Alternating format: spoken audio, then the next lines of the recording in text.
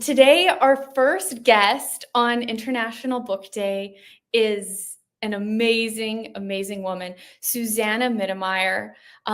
Let's bring on Susanna. Okay, there she is. Hi, Woo! Hello, everyone. welcome. So, Susanna is a psychologist and she's also an access consciousness facilitator. And you're the author of like 5 books, I think, Susanna. Is that correct? Mm-hmm. This is amazing. And today we're going to discuss your most recent book, Curing the Gilded Cage, which I've just read and was like totally amazed by. So thank you for being on. And I would just love for you to start by telling us about why you wrote this book and a little bit about it. Well, I have it here. So this is how it looks. It's so pretty. And it has a very pretty cover. So this book was actually inspired by Gary Douglas, who is the founder of Access Consciousness. He has inspired a lot of what I create in the world and also a lot of my books, where he's like, Susanna, how about you writing a book about this and this? And this was one of the topics that he pitched to me, or whatever you want to call it. And it immediately felt very light. And what this curing the gilded cage is about is like, if you look at this world, we use oftentimes what's going on, what we are presented with, as kind of like an orientation, as a reference point of what we think we should or can have, like a very limited buffet. And that buffet of like how you, how often do you look at others, how they live their lives, and especially things you see on social media or hear people talk about, like the perfect, like the gilded cage, like the perfect gilded shiny life that you're supposed to have. And you're like, okay, that's what life is. That's, so a lot of like people who are seekers, they use this world as like, okay, this is what I orientate or use as a reference point. But all of this, like everything that's presented to us, is about lack and how to overcome it. It's never about the magic that you are and that you're capable of as the being you are, Yeah. So how often do you, like you guys listening, allow yourself to be distracted by what you think you should have as your life, rather than like asking yourself, what would I like truly like cultivating the clarity on what is congruent, what's matching you as the unique, infinite being that you are. And that's something most of us have not been taught. And a lot of the Access books and the Access consciousness tools are there for you to, like, maybe even for the first time, get that sense of clarity of like who you are beyond what your culture, your parents, your family projected on you or needed you to be. And then go, okay, if I use nothing from what I see around here as a reference point, how would I like to create my life? And like the curing and going beyond that gilded cage is where like you let go of that, I'm gonna say, invented need of belonging and being like others and like this world and faking satisfaction. It's like, a lot of people think they should be satisfied, but us seekers, like, what if that is not something? And what if we don't need to fake satisfaction, but we like just keep on going for that thriving, for that lust of creating and living, and like rather than this order of perfection, um embrace the chaos of change. And that's definitely something that's new for a lot of us, because that's not how we grew up. Like we grew up with a lot of order, like this is your cage, this is your place, this is your box, just be happy, be satisfied with this. But seldom are we asked or inspired to allow that chaos is movement of change, of like, it's okay that you start with something and then change your mind and change the direction of your life, like what if that is something you allow, where, you know, you start out with a job, or you start out with some project, and then you go, wait a second, that actually doesn't really make me happy. What else is there? And then you change the direction at every moment, like that level of freedom. Yeah. I love the part of the book where you talk about your relationship. And I didn't know the story behind your relationship because you Uh-huh. totally did it from beyond the Gilded Cage. And like you and Jorgen were like let's just meet up because it's light. And you guys just had fun. And there was like no, oh, well, what does this mean? What's the future going to be? Or am I going to have 6 babies with this man? Just kidding. But I loved that story in the book because it was just so inspiring about how you guys would get together like once a month and you guys would enjoy each other. You would have fun together. And then you were like, maybe we'll see each other again, maybe we won't. And just that constant always being in question with the relationship, and it just had this awesome energy to it. It was so cool. And then you're like, after about 9 months of doing that, the energy shifted and we realized that we wanted to like hang out more and spend more time together. And but it was always following the energy, and it wasn't like my mother and my father did this, and so because they did this, I will do this. Like that is like, Well, it started out by, you know, like the resistance of doing what others do with relationship, which Yeah. wasn't helpful either. You know, that's where it actually started, which is also a gilded cage. You know, like you see what other people do, let's say in relationship, and you're like, okay, that's my only choice. Maybe like you conclude that, and then you either agree and say, okay, I'm going to do this, or you go, no, I'm going to fight it and go, I'm not going to do this, you know. Totally. So that's where I started out with, but that wasn't freedom either, you know. That's like fake going beyond the gilded cage, but it's still like sitting in the cage big time. And but then I realized, wait a second, what is true for me? And that was the question that took me out of that cage, that box. And I realized, okay, I don't need someone in my life, but I would like at least someone or someones in my life. So the luxury of adding people to my life. And I was asking, like, before Jürgen showed up, it was the same before my first horse showed up, you know, and of different kinds. So I was black and red, and there was one white in the middle, and then gotta have fun, right? So I was always asking for. I was like having a sense of what is it I would like to add to my life, and it was those energies of nurturing and humor and communion, and a lot of the energies I don't have words for.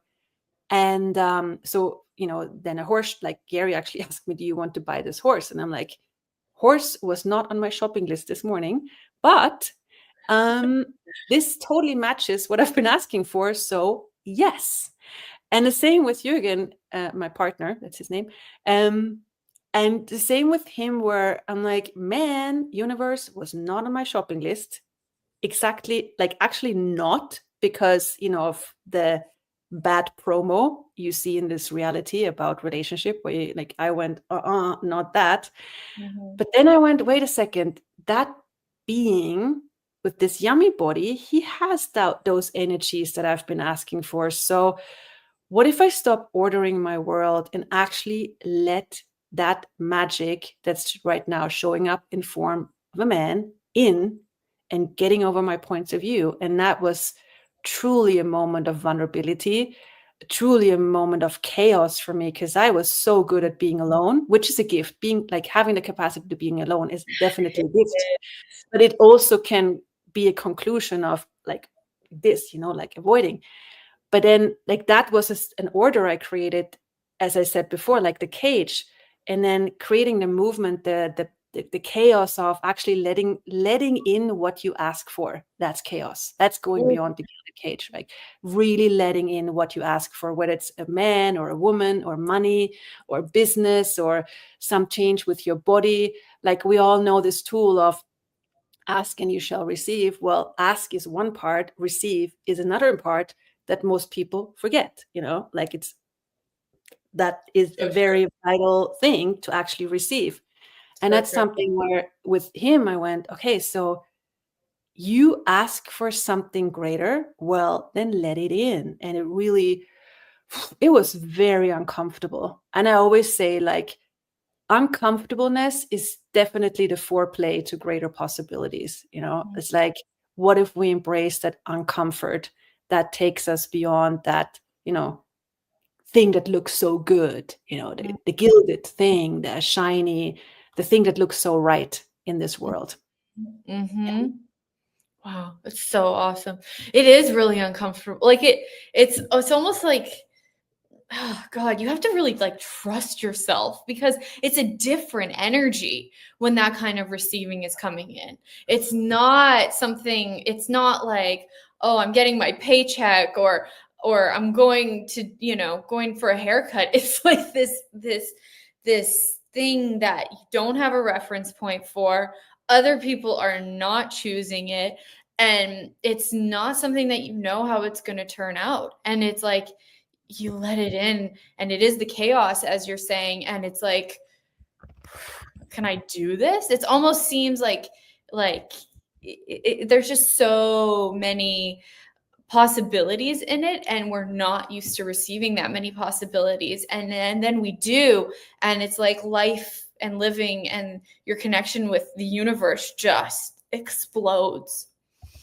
So you said many important things here, like really brilliant. So it's like exactly as you said, you don't know how it turns out. And that's the adventure of living that we've not been taught to embrace, that we could embrace. Like, wait, what if it's not about knowing how it turns out? Am I still here? Yes. Somebody called now. So what if it's not about like knowing how it turns out, or others doing it or not doing it, like really not using anyone as a reference point, whether you can do it or not. And Ooh, that is so cool and so different. yeah, like truly. And that's such a, I don't know the word for it, but is it loyalty to us? Is it communion? Whatever it is, but that's, and you said the connection with the universe, as the universe that we be, this is so huge. And oh my goodness, the level of freedom. So like the words we say right now, for those of you listening, what if you listen to, like, receive the energy beyond the words? Because this is so much bigger than that words, just words can convey. Yeah, absolutely. Phew, yeah, the receiving. I also love how you wrote in the book that we don't have to hit rock bottom before we choose to live beyond the gilded cage. And I thought that was really cool because I think we're pretty used to hitting rock bottom before we make a huge change in our lives. And, you know, there's a lot of value of pain and suffering. And I remember for me, there's this book or this movie called Tick Tick Boom. And it's about these starving artists in New York City. And I watched that movie so much. I love that movie. I love the energy of those artists. And and then one day I was watching it and I was like, maybe this is part of the reason that I'm poor. I love it. Great awareness. Yeah, because I was like, oh, I just love this energy of the starving artist. This is so good. You know what's cool is that you actually indulged in it, Yeah. like not making it wrong. Oh my God, I shouldn't love that energy. But right now, in this 10 seconds, in this moment, I love it. And I am just being with it and being present with it. And I'm allowing it as long as I allow it until I'm done. Yeah. Oof. So Until cool. yeah, totally. So that was just so when I read that in your book, I was like, that was a really cool tool because I think it's just like a given that things have to get really bad before we make a change. And in the Hmm. book, you're saying no. you don't have to like things get bad. You don't have to. And then, you're talking about the presumptive realities. And guys, there's so much in this book. I just recommend getting the book and reading it, because there's so many clearing statements in it. And so it's like the book is a whole journey. Like, it's a whole pathway to, it's almost like it's not a how-to, but it's like a little, not a little, it's like I'm picturing like a path through the forest, and you're giving us all of this information about, here are these presumptive realities, these things that we've presumed, these things that are so close to us and so intrinsic in who we think we are. And then you're giving the clearing statements to actually change them and transform them and actually start to live beyond the energy. So it's this, in this book, it's like, here is a guide to opening not the exact direction you're going to take, but the direction that you as the reader can open the door that you would like to open in order to be who you want to be and create what you would like to create and have your life different. Just like we were talking about Susanna and her partner, it's like they paved a different path. You can do this, and this book is guiding you. Thank you. That was so well put. Thank you so much. And that is also what I was doing my best to create. And also, like when you talked, it's that comfort of limitation that we have learned to just be satisfied with, or that's it. And it's like, what if we sense that urgency of creating a life that is truly ours, like you creating a life that is truly yours. And like when you start to be congruent with what is true for you, that is like the highway to the creation of your wonderful life. Like that highway is open. And it's not about perfection. It's not about getting it right or perfect or according to someone's ideal. Like rather than going for perfection, go for change. It's way more fun and congruent with us. Totally. And and that's how you started the book too. You were like, I wanted to be perfect. I totally related to that. I wanted to be perfect. I wanted to get it right. You went through all these steps to get your life right. And then you said at the beginning of the book, but it didn't work. I still felt like I was caged. I felt like I wasn't being myself. And then it's like you started talking about how did you change it, and how did you just like live your own life. And I used to, like, when I was kind of before I started Access, I would have constantly had this point of view of like, what's the point? Like, what's the point of being alive? What's the point of being here? Like, there is nothing invigorating about this life. There's nothing. And I had been doing a lot of spirituality. I had been doing Buddhism. I had, read a lot of different, texts of the different religions, and was doing different body healing modalities with tapping. And I was still like, I just don't know what I am supposed to do. Nothing's invigorating. And then it's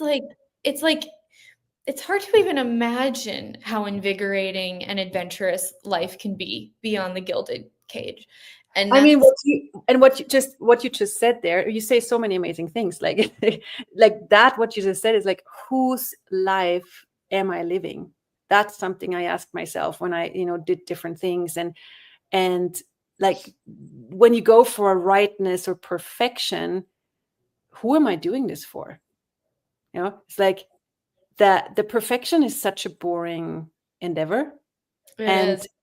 Perfection is life and not living. And really, like, when you talked about we tried to be right and perfect, who did we even do that for? Definitely not for us. No. But to like, who did we try to make happy with the perfection and the rightness? And whose life were we living? And as you say, the adventure of now what? That is so undefined, but wow. Totally. Yeah, it's like, I was like, is there even a way to like go beyond this idea of like, what's the point of anything?